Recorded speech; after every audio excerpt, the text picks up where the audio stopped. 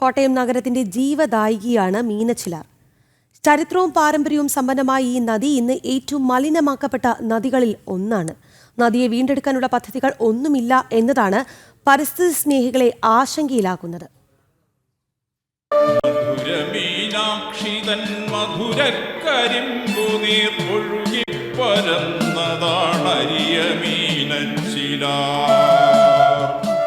മീനാക്ഷിയാറെന്നതേ പണ്ടു പേരിവൾക്കേതോ പഴന്തമിഴ് കാവ്യകല്ലോലിനി ചെന്തമിഴ് ചിന്തിൻ ചിലമ്പൊലി കെട്ടിയോരോളച്ചുവടിന്റെ ലാസ്യമാടുന്നവൾ.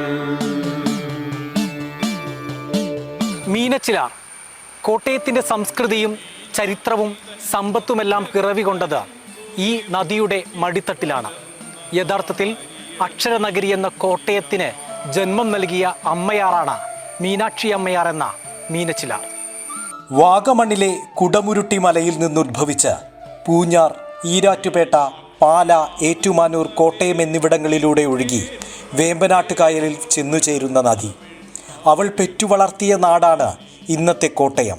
ഗൗണമഹർഷിയുടെ കമണ്ടലുമറിഞ്ഞപ്പോഴുണ്ടായ ജലപ്രവാഹത്തിൽ നിന്നും രൂപമെടുത്തു എന്ന ഐതിഹ്യവും തമിഴ് കുടിയേറ്റത്തിൻ്റെയും പൂഞ്ഞാർ രാജവംശത്തിൻ്റെയും സ്വാധീനം കൊണ്ട് മീനാക്ഷിയമ്മയാർ എന്നും പിന്നീട് മീനച്ചിലാർ എന്നും പേരുണ്ടായ ചരിത്രവും കെട്ടുവള്ളങ്ങളിലൂടെ വ്യാപാരം അഭിവൃദ്ധിപ്പെടുത്തിയ ധനതത്വശാസ്ത്രവും മീനച്ചിലാറിനുണ്ട്.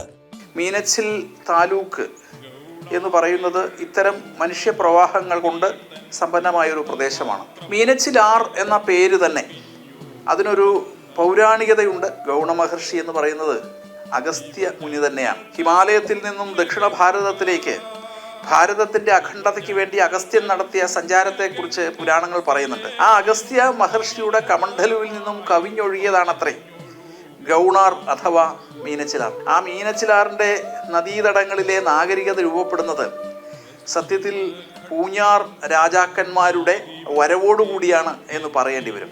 കാരണം പൂഞ്ഞാർ രാജാക്കന്മാരോടൊപ്പം കേരളത്തിലേക്ക് കടന്നു വന്ന ഒരു തമിഴ് സംസ്കൃതിയുണ്ട്.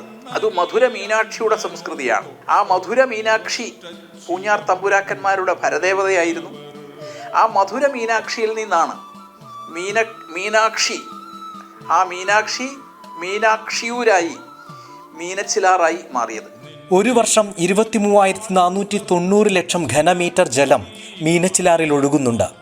ഉപയോഗയോഗ്യമായ 11,100 ലക്ഷം ഘനമീറ്റർ ജലം കൊണ്ട് മീനച്ചിലാർ കോട്ടയത്തിൻ്റെ ജീവനാഡിയാകുന്നു.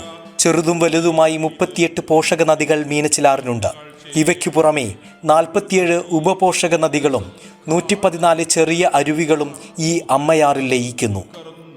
ഒഴുകിമാറിയ വെള്ളം തീരത്തുപേക്ഷിച്ച ഈ ശേഷിപ്പുകൾ പറയുന്നുണ്ട് മീനച്ചിലാർ നേരിടുന്ന ഭീഷണിയുടെ ആഴം. മനുഷ്യസാധ്യമായ എല്ലാ വിധത്തിലും ഈ പുഴ ദ്രോഹിക്കപ്പെടുകയാണ്. ഇഞ്ചിഞ്ചായി ഇല്ലാതാകുന്നത് കോട്ടയത്തിൻ്റെ ജീവനാഡിയാണ്. മീനച്ചിലാറിൻ്റെ ഇപ്പോഴത്തെ പ്രത്യേകത അതിൻ്റെ വൃഷ്ടിപ്രദേശങ്ങളിൽ എവിടെയും വനം ഇല്ല എന്നുള്ളതാണ്. ഒരു നദീതടത്തിൻ്റെ ജലത്തിൻ്റെ ഏറ്റവും പ്രധാനപ്പെട്ട സ്രോതസ്സ് ഉത്ഭവസ്ഥാനങ്ങളിലെ വനമാണ്. ആ വനം മീനച്ചിലാറിന് പൂർണ്ണമായി നഷ്ടപ്പെട്ടു, പൂർണ്ണമായി കുടിയേറപ്പെട്ട ഒരു നദീതടം എന്ന് പറയാം. അങ്ങനെ എല്ലാ സ്ഥലവും ജനവാസമായതോടുകൂടി സ്വാഭാവിക വനങ്ങൾ ഇല്ലാതായ മീനച്ചിലാറിന് പണ്ടത്തെ ജലസമൃദ്ധി ഇന്നില്ല. ആ തോടുകളൊക്കെ വേനൽക്കാലത്ത് നമ്മൾ ചെന്നാൽ കണ്ടാൽ അറയ്ക്കുന്ന അവസ്ഥയിലാണ്. ഈരാറ്റുപേട്ട മുനിസിപ്പാലിറ്റിയിലെ മാലിന്യങ്ങൾ തള്ളുന്നത് തേവരുപാറയിലാണ്. തേവരുപാറ എന്ന് പറയുന്നത് മീനച്ചിലാറിൻ്റെ കരയിൽ ഉയർന്നു നിൽക്കുന്ന ഒരു കുന്നാണ്.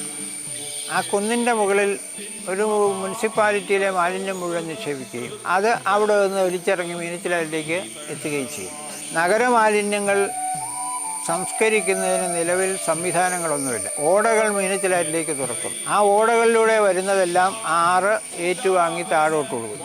മനുഷ്യവിസർജ്യം കലർന്ന മീനച്ചിലാർ കടുത്ത മലിനീകരണ അവസ്ഥയിലാണെന്ന് tropical institute of ecological sciences നടത്തിയ പഠനത്തിൽ തെളിഞ്ഞു.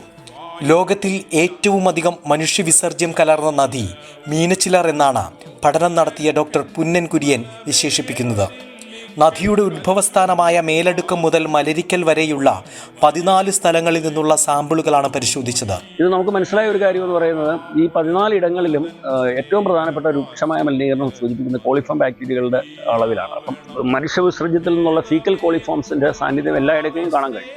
അപ്പോൾ അതിൻ്റെ അർത്ഥം ഈ മീനച്ചിലാറിൻ്റെ ഏറ്റവും വലിയ മലിനീകരണ ഹേതു എന്ന് പറയുന്നത് മനുഷ്യ വിസർജ്യം തന്നെയാണ്. അത് കഴിഞ്ഞേ ഉള്ളൂ ബാക്കി കാര്യങ്ങളൊക്കെ. മറ്റേ ഹോട്ടലുകളിൽ നിന്നും ഹോസ്റ്റലുകളിൽ നിന്നുമൊക്കെ പുറന്തള്ളപ്പെടുന്ന ജലമാലിന്യവും അതുപോലെ ആളുകൾ വലിച്ചെറിയുന്ന ഖരമാലിന്യവും ഒക്കെ മീനച്ചിലാർ തന്നെയാണ് പേറുന്നത്. നമുക്കറിയാം മീനച്ചിലാറിലേക്ക് വരുന്ന 100,000 കൈവഴികളിൽ എല്ലാ കൈവഴികളിലും എവിടെയൊക്കെ കലുങ്കുണ്ടോ അല്ല എവിടെയൊക്കെ ഇടുങ്ങിയ സ്ഥലമുണ്ടോ അവിടെ ഖരമാലിന്യങ്ങൾ കൊണ്ട് നിറച്ചിരിക്കുകയാണ്. അപ്പോൾ അത് പലപ്പോഴും നാപ്കിനുകളും അങ്ങനത്തെ വസ്തുക്കളൊക്കെയാണ്. അപ്പോൾ ഇതൊക്കെ ഈ വെള്ളത്തെ നശിപ്പിച്ചുകൊണ്ടിരിക്കുകയാണ്. മൈക്രോ പ്ലാസ്റ്റിക്സിൻ്റെ അളവ് വളരെ കൂടുതലാണ് മീനച്ചിലാറ്റിൽ. അപ്പം ഇതെല്ലാം സൂചിപ്പിക്കുന്നത് മീനച്ചിലാറ്റ് ഒരു മരണശൈലിയിൽ കിടക്കുന്ന ഒരു പുഴയാണ്. 100-ലധികം കുടിവെള്ള പദ്ധതികൾ മീനച്ചിലാറിനെ ആശ്രയിച്ചാകുമ്പോൾ ഇത് ഗുരുതരമായൊരു മുന്നറിയിപ്പാണ്.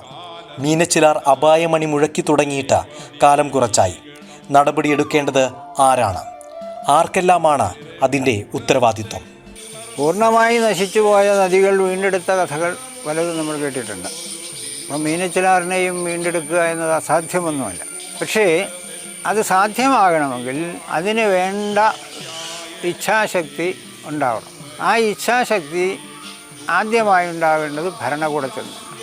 ആര് മാലിന്യം വലിച്ചെറിഞ്ഞാലും ഞാൻ എറിയില്ല എന്ന ഒരു തീരുമാനം ഓരോ ആളും എടുത്താൽ പ്രശ്നം തീർക്കും. പുഴ പുഴയായി തന്നെ നിലനിന്നാലേ മനുഷ്യന് മനുഷ്യനായി തന്നെ അതിജീവിക്കാനൊക്കും. അത് പ്രകൃതിയുടെ നീതിശാസ്ത്രമാണ്, ബദലില്ലാത്ത പ്രത്യയശാസ്ത്രം. ക്യാമറമാൻ വിവേക് ജി വിനോദിനൊപ്പം മിഥുൻ അയ്യപ്പൻ, ജനം, കോട്ടയം.